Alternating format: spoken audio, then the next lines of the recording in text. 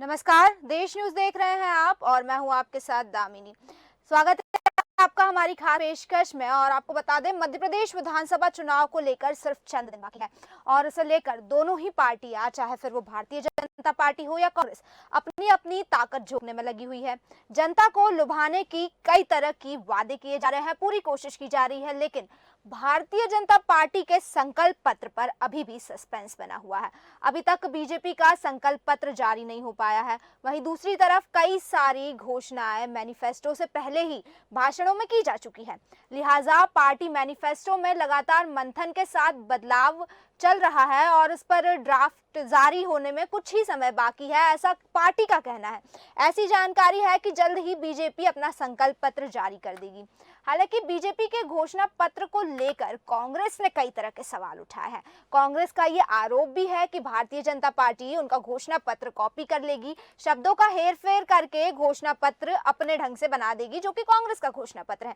वहीं बीजेपी का कहना है कि उनका घोषणा पत्र प्रधानमंत्री मोदी के 2047 के विजन के ऊपर निर्भर होगा और जल्द ही जारी होगा। अब देखना ये होगा कि भारतीय जनता पार्टी के घोषणा पत्र में क्या कुछ खास होगा। लेकिन इससे पहले मैं आपको सुनाना चाहती हूँ भारतीय जनता पार्टी के प्रवक्ता और कांग्रेस के प्रवक्ता ने घोषणा पत्र को लेकर क्या कुछ कहा। घोषणा पत्र की नकल उन्होंने 2018 में मारने की कोशिश की थी। इतनी लेट उनका घोषणा पत्र इसलिए आ रहा है कि कांग्रेस के घोषणा पत्र में से शब्दों का हेर फेर करके वो योजनाएं चुराएंगे और इसीलिए उनको इतनी देरी लग रही है। उनके पास अपना कोई दृष्टिकोण थोड़ी है कि वो जो है जनता का कल्याण कैसे करेंगे। अगर ये दृष्टिकोण होता तो इतनी एंटी इनकम्बेंसी, इतना विद्रोह उनकी सरकार के खिलाफ जनता और उनकी खुद की पार्टी में थोड़ी होता है। तो वो मुश्किल है और लाएंगे भी वो अगर कोई संकल्प पत्र, दृष्टि पत्र या कोई भी नाम देकर, तो वो निश्चित रूप से कांग्रेस की उसमें नकल ही होगी। देखिए, भारतीय जनता पार्टी विगत 2 दशक से मध्य प्रदेश की सत्ता पर है। यहाँ हमने विकास के नए प्रतिमान स्थापित किए हैं और लगातार हमारी सरकार उसी दिशा में आगे बढ़ रही है। हमने अपना 20 वर्षों का रिपोर्ट कार्ड लेखा जोखा मध्य प्रदेश की जनता के सामने माननीय गृह मंत्री अमित शाह जी के माध्यम से रखा, जिसमें मध्य प्रदेश की 2003 और 2023 की तस्वीर को चित्रित करके बताया गया कि किन सकारात्मक परिवर्तनों का मध्य प्रदेश गवाह बना है। आने वाले वक्त में प्रधानमंत्री जी जो 2047 में भारत को विश्व के उत्कर्ष पर ले जाना चाहते हैं, उसमें भी मध्य प्रदेश अपना सबसे महती योगदान निभाएगा। वह प्रदेश जो एक बीमारू प्रदेश के रूप में देश के विकास को अवरुद्ध कर रहा था, आज वह उसको गति देने का काम करने वाला बन सके। तो जिस तरह से आपने सुना कि भारतीय जनता पार्टी और कांग्रेस दोनों ही एक दूसरे पर आरोप प्रत्यारोप कर रहे। खैर, ये सिलसिला तो लगातार जारी रहेगा। वहीं इस मुद्दे पर अधिक चर्चा के लिए हमारे साथ देश न्यूज के एडिटर इन चीफ जय श्रीवास्तव जी जुड़ चुके हैं। जय जी, बहुत बहुत स्वागत है आपका। तो जय जी, जिस तरह से जो भारतीय जनता पार्टी का संकल्प पत्र है उस पर अभी भी सस्पेंस बरकरार है। सवाल ये उठ रहा है कि आखिर भारतीय जनता पार्टी के संकल्प पत्र को जारी करने में इतनी देरी क्यों हो रही है। क्या कहना है इस पर आपका कि क्या हो सकता है, क्या वजह हो सकती है अब तक भारतीय जनता पार्टी का संकल्प पत्र जारी नहीं हुआ।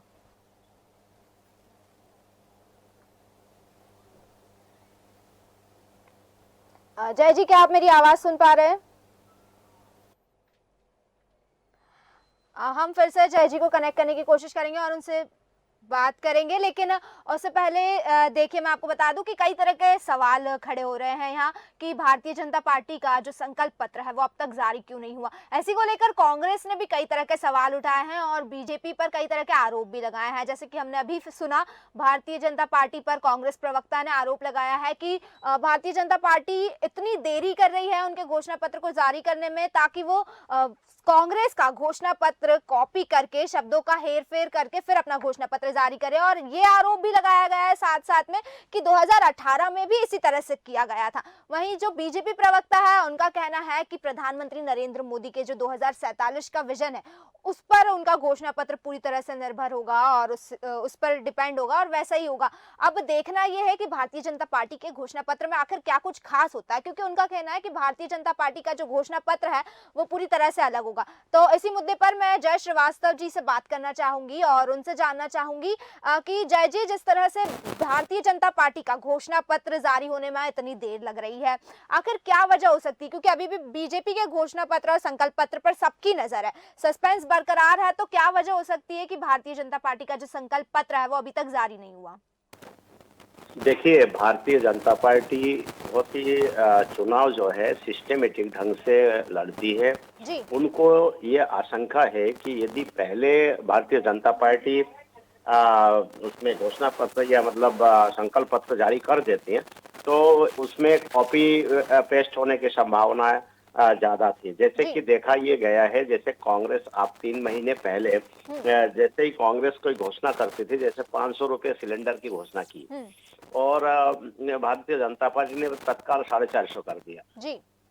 इसी प्रकार से जो भी निर्णय लेते गए, जैसे लाडली लक्ष्मी योजना के चलते कांग्रेस ने 1500 देने की बात की लाडली बहनों जी। को, लेकिन जैसे ऐसे ही शिवराज ने उसको 3000 तक ले जाने की बात कही। जी। तो इसी कारण से ये देखा गया कि एक दूसरे को काउंटर करने में लगे हुए हैं। अब जो कि कांग्रेस के जो वचन पत्र है वो बिल्कुल दमदार नहीं, असरकारक नहीं है। जी। बावजूद इसके मुझे ऐसा लगता है कि उसमें से कुछ काउंटर जो है वो भारतीय जनता पार्टी कांग्रेस के वचन पत्र का काउंटर जरूर करेंगे इसमें संकल्प जी। पत्र में। इसी कारण से लेट कर रहे हैं कि प्रिंटिंग में टाइम लगता है, वाइंडिंग में टाइम लगता है, उसके बाद दूसरी बात यह है कि डिजाइन में टाइम लगता है, उसके बाद कांग्रेस के जो वचन पत्र है उसके जो भी मेन मुद्दे हैं उसका काउंटर तो होगा ही, साथ ही बीजेपी को ये भी लगता है होगा कि हमारा काउंटर कांग्रेस ना कर पाए। तो मेन मुद्दा ये है कि कांग्रेस का काउंटर तो भारतीय जनता पार्टी कर पा रहे, लेकिन समय के अभाव में कांग्रेस को काउंटर का अवसर भारतीय जनता पार्टी नहीं देना चाहती है। यही कारण है। और मेरे पास जो सूचना है तो शायद कल जो है वो संकल्प पत्र भारतीय जनता पार्टी का वो जारी हो सकता है। लेकिन मैं दामिनी एक बात बता देना चाहूंगा कि इलेक्शन में बहुत बारीक चीजों का ध्यान रखना बहुत जरूरी है जी। और इस मामले में भारतीय जनता पार्टी बहुत माहिर है। और कांग्रेस जो जिस प्रकार से देखिए शाम को ऑफिस में ही लगभग अंधेरा होने तक ऑफिस चालू रहता है, इतना एक बड़ा उत्सव है, 5 साल में एक बार आने वाला उत्सव है, चुनावी उत्सव। उस उत्सव में भी जो है यहाँ पे अंधेरा और ताला ये सब चीजें कांग्रेस कार्यालय में देखने को मिलता है। लेकिन इसका उल्टा कि भारतीय जनता पार्टी में बहुत जगह पर जो है सिस्टमेटिक ढंग से 24 आवर्स उसके ऑफिसों का संचालन किया जा रहा है। तो इससे ये फर्क ये लग रहा है कि भारतीय जनता पार्टी सोची समझी रणनीति के तहत चुनाव लड़ रही है और कांग्रेस से इंतजार कर रही है कि कभी भारतीय जनता पार्टी गलती करे, उसका परिणाम स्वरूप हमें लोग जिता दे। और ऐसे भारतीय जनता पार्टी बहुत कम करती है। तो मुझे ऐसा लगता है कि ये जो संकल्प पत्र है भारतीय जनता पार्टी का, इसके पीछे की रणनीति यह है कि एक तो जो मूलभूत चीजें हैं आम जनता की जो आवश्यकता है वो आवश्यकता भी जो है कि पूर्ति करके ये संकल्प पत्र जारी किया जाए और उसका काउंटर कांग्रेस ना कर पाए। दूसरी बात ये है कि एक जो सवाल उठ रहा है कि लाडली बहना जो है इनको तो खुश करने के लिए तरह तरह के जो है स्कीमें यहाँ पर लागू की गई है भारतीय जनता पार्टी की तरफ से, और लाडला भाइयों के लिए क्या है। बिल्कुल। तो इस सवाल पर हो सकता है कोई स्टूडेंट्स के लिए भी कोई चीजें संकल्प पत्र में वो शामिल कर रहे हैं। जैसे यहाँ पर प्रियंका गांधी ने आके घोषणा की है कि 1 से लेके 12वीं तक के जो है टोटल अलग अलग उसमें कैटेगरी बना के उन्होंने बहुत कुछ देने की बात कही है छात्रों के लिए। तो उसका काउंटर भी इसमें देखने को मिल सकता है कि कांग्रेस के पास जो 2-3 चीजें हैं, महिलाओं के मामले में तो भारतीय जनता पार्टी बहुत आगे है, कांग्रेस बहुत पिछड़ गई है क्योंकि भारतीय जनता पार्टी लगातार महिलाओं के लिए काम कर रही है और कांग्रेस जो है महिलाओं के खिलाफ काम करने वाले जितने भी काम है वो किया है। तो इसी के चलते मुझे लगता है महिलाओं वाले मैटर में भारतीय जनता पार्टी आगे यूं भी है, उसका काउंटर कांग्रेस ठीक से नहीं कर पाई। अब रहा सवाल किसानों का मामला और रहा सवाल छात्रों का मामला। 3 मामलों में कांग्रेस के विषय में बात की जा रही है कि कांग्रेस पॉजिटिव है, उन चीजों को लेके भारी है, मतलब उन चीजों को लेके संकल्प पत्र में जो है भारतीय जनता पार्टी उसका काउंटर कर सकती है। एक वृद्धा पेंशन या जो पुराना पेंशन है, चाहे विधवा पेंशन हो, वृद्धा पेंशन हो, किसी भी प्रकार के जो पेंशन है वो भारतीय जनता पार्टी के लिए एक सरदर्द बना हुआ है। कांग्रेस उसमें भारी पड़ता नजर आ रहा है, क्योंकि कांग्रेस ने अपने मैनिफेस्टो में ये जारी किया और जगह जगह वो बोल भी रही है कि हम इसमें ओल्ड पेंशन जो है उसको हम चालू करेंगे। जी। तो दूसरी बात, स्टूडेंट के लिए एक गैप रखा, स्टूडेंटों के लिए एक उन्होंने एक पैकेज रखा है कि ये सेगमेंट के अनुसार जो है ये पैकेज हम देंगे। जी। तीसरा है किसान कर्ज माफी का। अब मैं तीनों के विषय में थोड़ी थोड़ी मैं बता देना चाहूंगा कि बिल्कुल। थोड़ा ये कि जैसे आपने वृद्धा पेंशन की बात की या ओल्ड पेंशन की बात की, सभी को मिला के जो पेंशन है उसमें से अधिकतर लोगों को भारतीय जनता पार्टी के द्वारा किसी न किसी प्रकार से खाना पूर्ति कर दिया गया। जैसे आपको एक उदाहरण स्वरूप बताऊंगा कि ओल्ड पेंशन में महिलाएं भी है। जी। तो महिलाएं अगर है तो महिलाओं को जो लाडली बहना योजना के अंतर्गत जो 1,000 रुपए दे रहे हैं तो सीधे तौर पे उनके खाते में पहुंच रहे हैं। तो पहुंचने के बाद क्या हो रहा है कि वो ओल्ड पेंशन से बाहर हो गए, भले वो ओल्ड है, वो महिला ओल्ड है, उनको ओल्ड पेंशन मिलना चाहिए, लेकिन जब लाडली योजना के अंतर्गत उनको एक जगह से पैसा मिल रहा है तो दोबारा नहीं मिल सकता है। मतलब दो अनुदान किसी भी एक हितग्राही को नहीं मिल सकता है। तो इस प्रकार से जो है महिलाएं तो 50% से अधिक जो है जो ओल्ड पेंशन धारी है उनको तो ऑलरेडी लाडली बहना योजना के अंतर्गत मिल ही रहा है पैसा। अब आ जाइए ओल्ड वृद्ध जनों के लिए, जो हमारे वृद्ध बुजुर्ग जो सम्मानीय व्यक्ति है उनका, जी। उनको भी किसी न किसी प्रकार से, जैसे देखिए प्रधानमंत्री आवास योजना है, कृषकों को पैसा दे रहे हैं, ये सारे चीजों के लिए जो है उसमें से भी 50% उनको काट दीजिए जिनको मिल चुका है। जी। तो ऐसे में जो है केवल 3% लोग बचते हैं जिनको वृद्धा पेंशन की जरूरत है, क्योंकि उनको और कहीं ना कहीं से कुछ ना कुछ मिल रहा है। दूसरी बात, एक और चीज जो स्टूडेंटों के लिए है, वो एक मामले में अभी भारतीय जनता पार्टी पिछड़ रही है। तो उस मामले में ये संकल्प पत्र जो जारी होने वाला है, शायद उस मामले कोई काउंटर उसमें करेंगे और स्टूडेंट के लिए भी कुछ देंगे। और हो सकता है कि जैसे शिवराज ने अभी स्कूटी बांटी है, वो एक सीमित संख्या में है।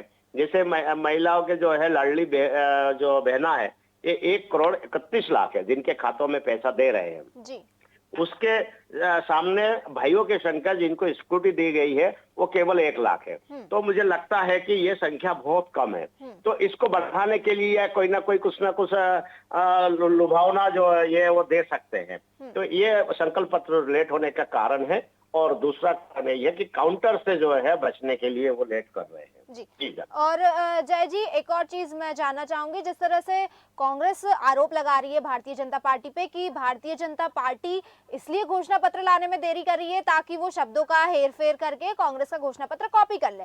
वहीं आप कह रहे हैं कि बीजेपी इसलिए देरी कर रही है क्योंकि वो कांग्रेस के घोषणा पत्र को एनकाउंटर करने की कोशिश कर रही है। तो क्या स्थिति नजर आती है, क्योंकि कांग्रेस तो पूरी तरह से आरोप लगा रही है बीजेपी पे कि 2018 की तरह इस बार भी हमारा घोषणा पत्र कॉपी कर लेगी, ऐसा कहना है कांग्रेस प्रवक्ता का।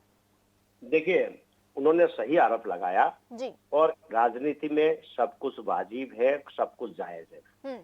इसी के चलते यदि कांग्रेस ये आरोप लगा रहे कि हमारा जो मुद्दा है, हम लोगों ने जो वचन पत्र जारी किया है उनमें कुछ फेरबदल करने के लिए जो है ये बीजेपी लेट कर रही है, तो मुझे लगता है कि इसमें बीजेपी के लिए कोई दोष नहीं है। इसमें वही आपने जारी कर दिया, उसको कॉपी पेस्ट करने के लिए या उसका काउंटर करने के लिए बीजेपी स्वतंत्र है जी।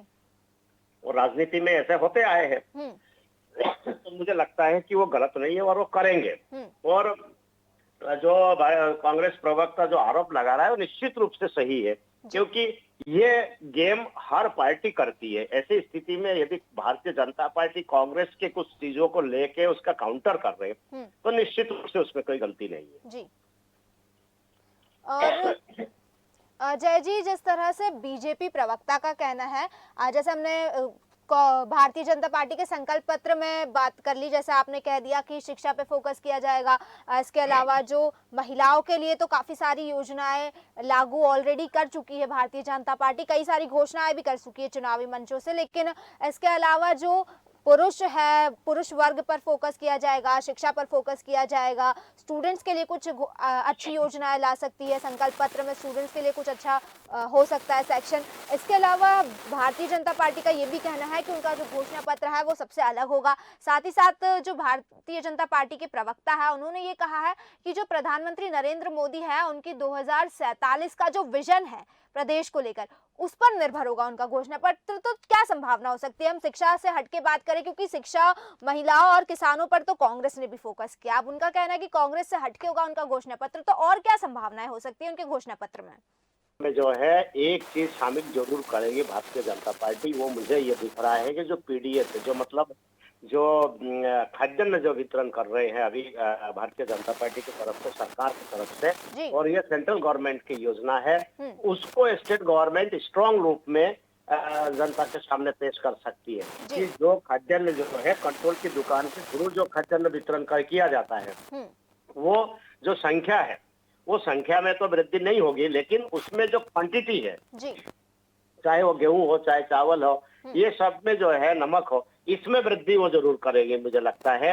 और ये भी एक मास्टर स्ट्रोक हो सकता है, क्योंकि जिस प्रकार से पाइपलाइन एक बिछा दी गई है कि हम जो है इसी पाइपलाइन के अनुसार जनता तक पहुंचाएंगे जो विकास की बात है, तो पाइपलाइन तो पहले ही बिछा दी गई है। इसका अर्थ ये होता है कि प्रधानमंत्री मोदी कई जगह पर ये बोल चुके हैं कि हम जो खाद्यान्न है अभी जो वितरण कर रहे हैं 34 किलो 35 किलो दे रहे हैं, उसको हम बढ़ाएंगे।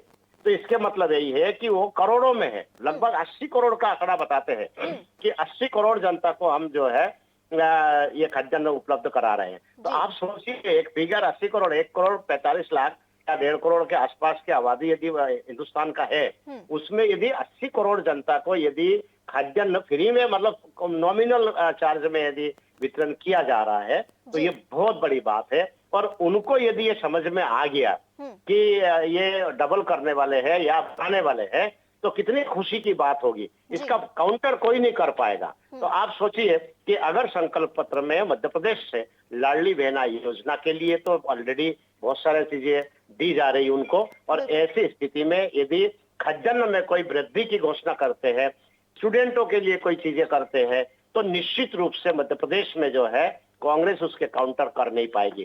कांग्रेस के पास एक बहुत स्ट्रांग मुद्दा है किसान कर्ज माफी का, लेकिन वो भी लेके जनता के सामने अभी जाने की स्थिति में नहीं है, क्योंकि ये 2018 में इसी सीढ़ी पर चढ़कर, कर्ज माफी की सीढ़ी पर चढ़कर कांग्रेस ने सत्ता हासिल की थी। लेकिन इस बार ये स्थिति नहीं है। अगर आप जैसे ही किसान कर्ज माफी की बात करोगे, वैसे ही तत्काल वो 2018 के जो चित्र है वो आप किसानों के सामने है, किसान जो है नेता के सामने प्रस्तुत कर देता है।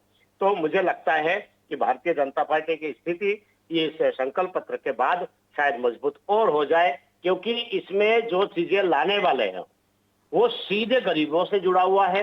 अगर ये खाद्यान्न वितरण में अगर डबल कर देते हैं या वृद्धि की घोषणा करते हैं, तो सीधे जो निचली तबके के जो लोग हैं उसमें असर पड़ेगा। और देखिए, बीजेपी के पास एक कैडर बेस्ड पार्टी है, बीजेपी के पास एक स्ट्रांग तंत्र है, वो मजबूत तंत्र प्रचार का है, चाहे वो सोशल मीडिया के माध्यम से हो या चाहे वो फिजिकली हो। बिल्कुल। तो फिजिकली जो लोग हैं वो कांग्रेस के कार्यकर्ता से ज्यादा स्ट्रांग भारतीय जनता पार्टी के कार्यकर्ता है। कल अगर घोषणा पत्र जो है, जैसे इनके संकल्प पत्र जारी किया जाता है, तो तत्काल देखिए कल 10 तारीख है, इलेक्शन 17 तारीख को वोटिंग है, तो 7 दिन का समय है। ये 7 दिन में अगर जो काम 1 महीने में कांग्रेस करती है, भारतीय जनता पार्टी 7 दिन में करने में सक्षम है। तो ये गांव-गांव ये पहुंचा देंगे, भैया हम लोग डबल करने वाले हैं खाद्यान्न वितरण के लिए, तुमको फ्री में इतना अनाज मिलना है, और तुम्हारे स्टूडेंट्स के लिए इतना पैसा, बच्चों के लिए इतना पैसे देंगे, किसानों के लिए कांग्रेस जो नहीं कर पाई वो करेंगे, और महिलाओं के लिए तो कर ही रहे हैं। तो ये सारी चीजें हैं। तो अभी देखना ये होगा कि कल यदि संकल्प पत्र जारी किया जाता है, तो संकल्प पत्र में जो बोल रहे हैं हटके होगा। तो मुझे ये अंदाजा लग रहा है कि शायद ये हो सकता है। जी, ठीक है, बहुत बहुत शुक्रिया आपका जय जी हमारे साथ इस चर्चा में जुड़ने के लिए। समय की कमी के चलते हम ये चर्चा को यहीं विराम देना चाहेंगे, लेकिन मैं आपको जिस तरह से बता दूं कि अभी भी भारतीय जनता पार्टी के संकल्प पत्र पर सस्पेंस बना हुआ है। सबसे बड़ा सवाल तो यही है कि आखिर इतनी देरी क्यों हो रही है। हालांकि ये कयास लगाए जा रहे हैं कि दिवाली से पहले बहुत ही जल्द भारतीय जनता पार्टी का घोषणा पत्र जारी होगा, और देखना ये होगा कि जब भारतीय जनता पार्टी का घोषणा पत्र जारी होता है तो उनका घोषणा पत्र सियासी गलियारों में किस तरह से तहलका मचाता है, किस तरह से नई प्रतिक्रिया आती है उस घोषणा पत्र में, और उस घोषणा पत्र में क्या कुछ खास होता है। क्योंकि भारतीय जनता पार्टी का कहना है कि उस घोषणा पत्र में सारी ही चीजें हटके होंगी और उनका घोषणा पत्र कांग्रेस से एकदम अलग होगा। तो सबसे बड़ा सवाल तो यही है कि भारतीय जनता पार्टी के घोषणा पत्र में आखिर ऐसा क्या होगा जो सबसे अलग होगा और प्रधानमंत्री नरेंद्र मोदी के 2047 के विजन पर होगा। खैर, इन सवालों के जवाब तो हमें तभी मिलेंगे जब बीजेपी का घोषणा पत्र या फिर संकल्प पत्र जारी होगा। हम फिर लौटेंगे इसी मुद्दे को लेकर संकल्प पत्र जारी होने के बाद। तब तक बने रहिए देश न्यूज के साथ। नमस्कार।